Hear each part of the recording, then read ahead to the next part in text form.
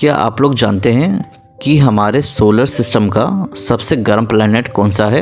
सोचने में लगता है कि सबसे गर्म प्लैनेट मरकरी होगा, और हो भी क्यों नहीं, क्योंकि ये हमारे सूरज के सबसे पास जो है। बट ऐसा नहीं है, हमारे सोलर सिस्टम का सबसे गर्म प्लैनेट है वीनस। अब सोचने वाली बात यह है कि आखिर ऐसा क्यों है? मरकरी से दूर होते हुए भी वीनस मरकरी से ज़्यादा गर्म कैसे है? तो चलिए आज हम इस बारे में बात करते हैं।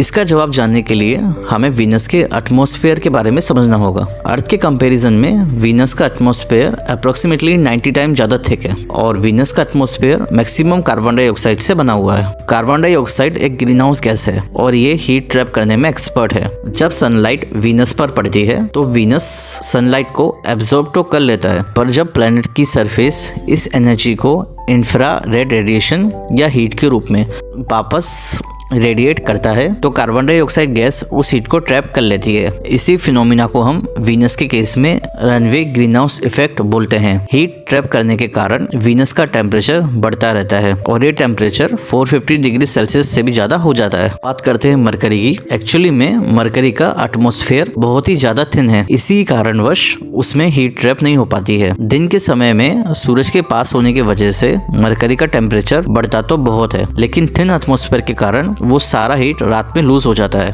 ग्रीन हाउस इफेक्ट का नाम आपने कई सारे इको एक्टिविस्ट के नाम से सुना होगा, जो आए दिन इसके बारे में बात करते रहते हैं। वीनस पे जो ग्रीन हाउस इफेक्ट हो रहा है वो वही है जो अर्थ पे हो रहा है, पर वीनस पे इसका एविडेंस बहुत ज्यादा है। अर्थ में भी जब ग्रीन हाउस इफेक्ट के कारण हीट स्पेस में रेडिएट नहीं हो पाती है तो ये ग्लोबल वार्मिंग बढ़ाती है, जिससे हमारी पृथ्वी का एवरेज टेम्परेचर बढ़ता है। अभी तक हमने ग्रीन हाउस इफेक्ट के बारे में सिर्फ नेगेटिव बात ही की है, पर ये अर्थ के लिए बहुत जरूरी है। इनफैक्ट अगर ग्रीन हाउस इफेक्ट नहीं होता तो अर्थ का एवरेज टेम्परेचर अभी भी -15 से -20 डिग्री सेल्सियस होता और हम अभी भी आइस एज में होते। वीनस की तरह अर्थ में भी काफी ग्रीन हाउस गैसेस हैं जो अर्थ का टेम्परेचर बढ़ाती है। Carbon dioxide, methane, nitrous oxide, इनमें से ही कुछ गैसेस हैं। बट क्या आप जानते हैं कि एटमॉस्फेरिक कंसंट्रेशन किस गैस का अर्थ में सबसे ज्यादा है? अगर आप जानते हैं तो नीचे उसे कमेंट में बताइए, और हाँ, इस वीडियो को शेयर करना ना भूलें।